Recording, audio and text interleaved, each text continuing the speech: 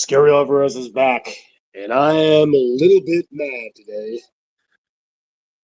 The premise of this show is, why are the net rankings disrespecting the Wisconsin Badgers so badly?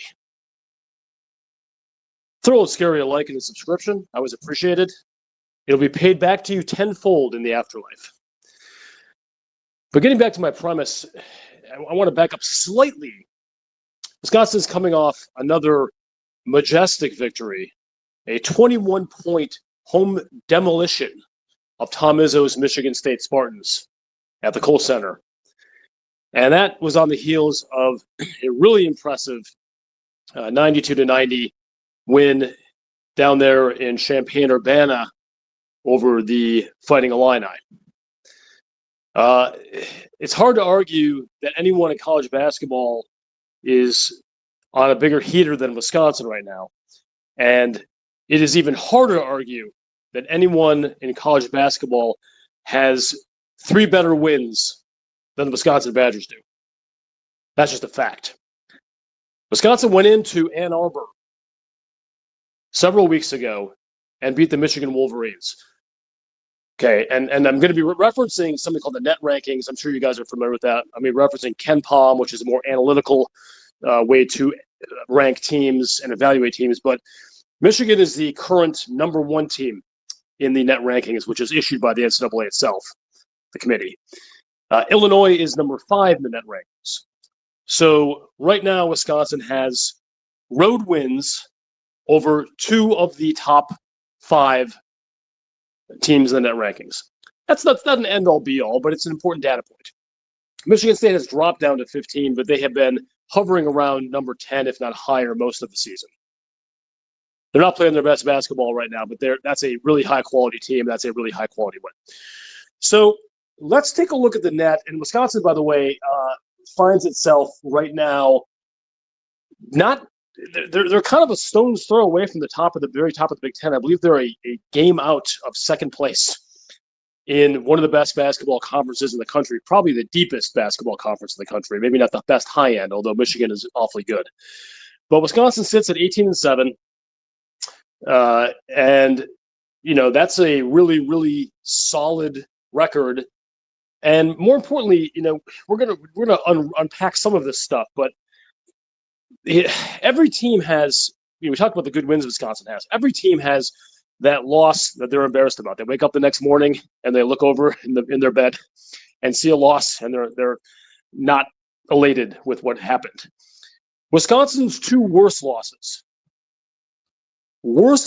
of the season are to the current number 47 and current number 49 teams in the net rankings. You heard me. Southern California is 49. TCU is 47. Southern Cal is 17-7. TCU is 15-9 and surging, and just had a massive upset win a couple days ago over a power team from their own conference, the Big 12. So Wisconsin's most shameful performances, and by the way, I'm controlling for the road game against Nebraska, where Wisconsin lost by 30 very early in the Big Ten season. Nebraska is an elite team.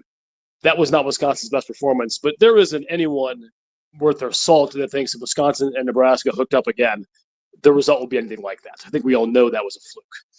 That's where Wisconsin was at the time. Wisconsin is now. But anyway, Wisconsin has a cavalcade of high-end net ranking wins, and its 2 absolute worst, most embarrassing losses are to number 47 and number 49. I'm just setting the tone here for what's going on. So Wisconsin was 43. I think they moved up in the net. They moved up to 37. And now today, after the blowout of Michigan State, Wisconsin still finds itself only at 34 in the net rankings. They're 30 in KenPom. They've really raised in KenPom, the analytical model. 34. These are the same people who put the committee together and put the seats together. And I need an important caveat here. I want to be clear. In past years, the seeding for the NCAA tournament has not always been a perfect overlap of the net rankings. They diverge from it with some frequency, but it's sort of a guidepost as we sit here in mid-February of what the mindset is for the NCAA tournament committee. So Wisconsin is sitting at about the 8-9 line right now. But they're not playing like an 8-9 team, and their resume is not an 8-9 resume. Their resume is at worst a 7 or 8 or 6. But part of my gripe is looking at the teams around it and the teams ahead of it, and I'm trying to figure this out. So I'm looking ahead of it, and again, I understand there was a head-to-head. And I understand at the end of the day, Indiana was determined to be the team that beat Wisconsin, despite the fact that it was a sham of officiating performance. Indiana is somehow 3 spots ahead of Wisconsin in the net rankings at 17-8, so it has a worse record. And their quad one games, they're 2-7. And they do not have anywhere near the high-end wins that Wisconsin has, who is 3-6 in quad one. But those 3 are the ones I just mentioned. Okay. Indiana is 2-1 only in quad 2. Wisconsin is 6-1. So Wisconsin is 9-7 quad 1, quad 2. Indiana is 4-8. I don't understand what's going on here. Okay. Some of the teams above it, Iowa, who's, they've been a really, really solid team this year. They've improved a lot since McCaffrey left the building. They are 8 spots ahead of Wisconsin in the net rankings. They are behind Wisconsin in the Big Ten. Their quad 1 is 2-4. Iowa's done nothing special. I understand there may be underlying analytics that are not shown by the net ranking people, but it's just, I'm looking at this and I feel like they're writing names on pieces of paper, throwing them in a hopper and picking them out and just assessing them. Because nobody who is following what Wisconsin has done, the heater that they have been on, despite the loss to Indiana, the controversial loss to Indiana, there is no one who would look at Indiana's body of work this year and Wisconsin's body of work this year and rank Indiana 3 spots ahead of Wisconsin for NCAA seeding purposes. It just does not hold water. It does not make sense. Doesn't make sense, guys. Wisconsin has a higher strength of schedule. All of that stuff. It's just, I understand getting mad about something with a good portion of the season still left and in mid-February does not really make any difference. But yeah, I got a damn podcast and I'm here to talk about it. Okay.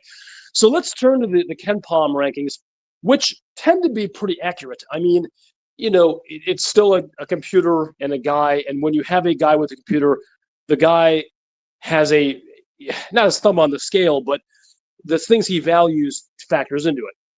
But I tend to put more, given its analytical heft, more faith in KenPom over the years. It's tended to pretty accurately pick the better teams using its range of analytics. That has Michigan at 1, so Wisconsin beat number 1. It has Illinois at 6, so Wisconsin beat number 6. It has Michigan State at 12. So Wisconsin has taken out 3 of the top 12 teams in KenPom. And then Wisconsin in KenPom, as I alluded to earlier, is number 30. It seems a little bit low, but KenPom is, in a way that maybe the net rankings are not, bound to certain analytical boundaries where even with a resounding 21-point win over a highly ranked team in Michigan State, KenPom can't just kind of eye test it and jump them up. It has to be borne out in the numbers. So Wisconsin is number 30. They're behind Villanova, a team that did beat them, who has nowhere near the body of work that Wisconsin has. But I'm looking at this, and the analytics just love Iowa because Iowa is 7 spots ahead of Wisconsin, even in KenPom.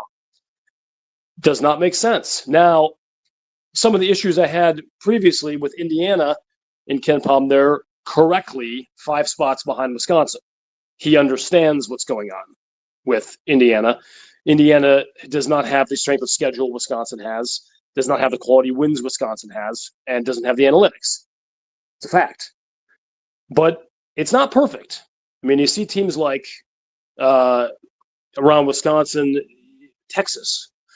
Texas is one of those teams that the computers like for some reason, but if you watch their games, it's ugly. That is not a good basketball team. I'm not saying it's a team you want to play. I'm not saying it's a team that couldn't beat Wisconsin, but I'm saying they're 15-9 in a kind of so-so SEC. Their analytics are okay, and their strength of schedule is okay, but they're up there with other teams that are, really, really good, and they're just within a hair's breadth of Wisconsin. I don't understand it. But stepping out to the it doesn't really make a big difference crowd, which I do understand that line of argument given where we are in the season and given how much is left. We don't know what's going to happen with the Badgers. They could stay on this heater and win almost all of their games. They could have a backslide. We just don't know. It could be injuries. But right now, where Wisconsin stands at 18-7, really close to the top of the Big Ten with a really solid strength of schedule and two absolutely elite wins in their pocket, one near elite win in Michigan State, and no bad losses. I can repeat this. I said it earlier. Okay, if we're using the net rankings, their stumble losses are against 47 and 49. I'm not saying, look, Wisconsin should have beat USC at home. No question. But the amount they were penalized by that, I'm not even getting into the AP poll because that's a bunch of dumb guys voting, regional heads who just favor their own teams in their own areas. But Wisconsin got one vote last week. Now they have a shot, given a week where you beat Illinois on the road and demolish Michigan State at home. It's possible they could sneak in the top 25 this week. That's fine. It doesn't really make much difference. The NCAA seeding has nothing to do with the AP poll. But I'm looking at this rankings, and I just think that Wisconsin is doing the things they need to do. And the best course of action here, and I'm sure this is Greg Gard's message to his own team, do not worry about the net. Do not worry about KenPom. Do not worry about AP. Do not worry about coaches poll. None of that stuff matters. Keep firing the ball and playing the way you've been playing, and things will take care of itself. I know that anyone who's listening to this has, maybe not everyone, but the real kooks like me who look at stuff and look ahead are looking at potential NCAA seedings and seeing that Wisconsin right now is kind of on the 8-9 line. If you historically have been following the NCAA basketball tournament, that is not a line you want to be on. I understand Wisconsin was on that line when they ended up beating Villanova to get to the Sweet 16 several years back. But you don't want to play a 1 seed in round 2, and that's where the 8-9 is. And so Wisconsin, I'm sure the message is just to win, but you really want to be on the 5, 6, 7 line if you want to make a serious run. I honestly would take a 10 seed over an 8 or 9, because then at worst you're playing the 2 and to get to the second weekend. But again, this is all getting ahead of ourselves. But I just wanted to look at some of this net ranking stuff and just say, I don't know what the hell they're doing here. It does not make sense where they are, how low Wisconsin is. And the reality is Wisconsin can only do one thing about that, and that is keep winning, keep playing good basketball, keep playing good analytical basketball. That is one thing that some of these recent wins have had. These are good analytical wins. The three-point shooting has been outstanding. Some of the rebounding numbers have been far better than they had been early in the season. The defense, this is not an elite defensive team. It's not even close to an elite defensive team. I'm not even sure it's an average defensive team. But the offense is so much better than average that it works. So, you're not going to be a team that consistently scores 90-plus points against the cream of the crop in the Big Ten, and you hold those teams in the 50s and 60s. That's not how it works when you use tempo, because the Wisconsin tempo is way up too. You're going to have those teams scoring, as it were, in the 80s or 90s, and that's just the way it's going to be. Last night it was the 70s because they just absolutely laid it on Tom Izzo. That was one of the most satisfying games that I've seen in a long time. But anyway, I've said what I've said. I feel how I feel. But the bottom line is this team's playing very well. A lot to be written. But if they just keep doing the same things they've been doing recently, bringing that intensity and that offensive firepower to future games, starting in Columbus, Ohio against the Buckeyes, which is no cakewalk either, and then on to the Iowa Hawkeyes, Wisconsin has every opportunity to keep writing its own story here and get into a reasonably solid seeding position heading towards the NCAA tournament, where all of us are hoping for appreciably better results than we've had the last 8-9 years or so. Throw your comments down there. I really appreciate hearing from y'all. I got kind of a core group down there now who checks in with regularity, and I really appreciate, we don't always agree, but I appreciate the fact you take time to comment on my often inane and insane ramblings. Anyway, have a great day, and Scary Alvarez. is out.